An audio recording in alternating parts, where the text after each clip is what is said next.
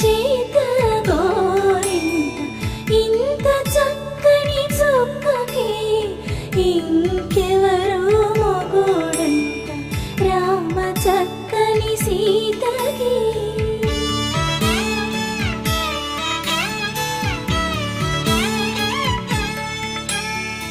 ఉడ